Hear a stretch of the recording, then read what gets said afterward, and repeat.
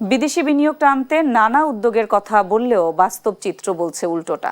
বাংলাদেশ ব্যাংকের হিসেবে চলতি বছরের প্রথম ৩ মাসে সরাসরি বিদেশি বিনিয়োগ কমেছে ৪৩%। অন্যদিকে আংটাডের বৈশ্বিক বিনিয়োগ প্রতিবেদন বলছে গেল বছর দেশে এফডিআই এসেছে $১.৮ বিলিয়ন, যা আফ্রিকার উগান্ডা এবং ঘানার চেয়েও কম।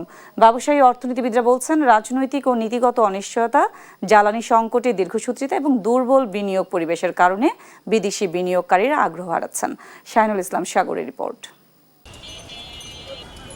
শিল্পায়ন, কর্মসংস্থান এবং রপ্তানি সক্ষমতা বাড়াতে বিদেশি বিনিয়োগকে অন্যতম চালিকা শক্তি হিসেবে ধরা হয়, কিন্তু বাংলাদেশে সেই প্রবাহ এখন নিম্নমুখী। বাংলাদেশ ব্যাংকের সবশেষ তথ্য বলছে চলতি বছরের জানুয়ারি থেকে মার্চে দেশে নেট বিদেশি বিনিয়োগ কমেছে প্রায় ৪৩%।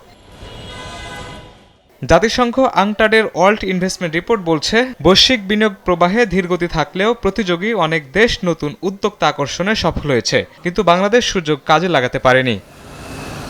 ব্যবসায়ীদের মতে নিরাপদ বিনিয়োগে গ্যাস বিদ্যুৎ সংকট, করনীতি, শুল্ক জটিলতা এবং অনুমোদনে দীর্ঘ সূত্রতা বিদেশি উদ্যোক্তাদের নিরুৎসাহিত করছে।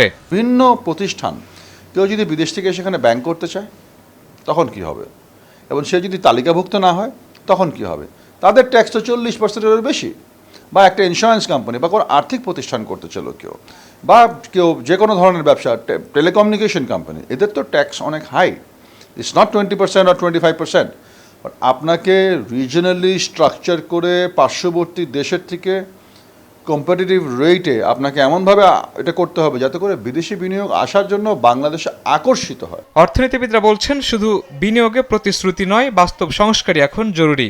আইনের শাসন, চুক্তি বাস্তবায়ন, কর ব্যবস্থার স্বচ্ছতা এবং ব্যবসা সহজীকরণে দৃশ্যমান অগ্রগতি না হলে বিদেশি বিনিয়োগে গতি ফিরবে না। নীতিগত একটা স্থিতিশীলতা এবং এটার সাথে আপনার জ্বালানির নিরাপত্তা, এটার সাথে রাজনৈতিক স্থিতিশীলতা এবং বাংলাদেশের যে আপনার 100টা অর্থনৈতিক জোন করা হয়েছে এফডিআই আকর্ষণ করার জন্য, সেই অর্থনৈতিক জোনগুলো কিন্তু এখনও পর্যন্ত আপনার মরুভূমির মতন পড়ে আছে। সুতরাং এফডিআই কিন্তু কোনোভাবেই বাংলাদেশে আসতেছে না। আরেকটা বিষয় হলো যে দক্ষিণ এশিয়ার দেশগুলোর ভিতরে যেখানে আপনার ভারত $38 বিলিয়ন এফডিআই এনেছে, সেখানে আমাদের $2 বিলিয়ন কম। বিশেষজ্ঞদের মতে এফডিআই কমে যাওয়া শুধু বিনিয়োগের সংকট নয়, ভবিষ্যৎ কর্মসংস্থান, প্রযুক্তি স্থানান্তর ও রপ্তানি সক্ষমতার জন্য বড় সতর্ক বার্তা। শাহিনুল ইসলাম সাগর, দেশ টিভি, ঢাকা।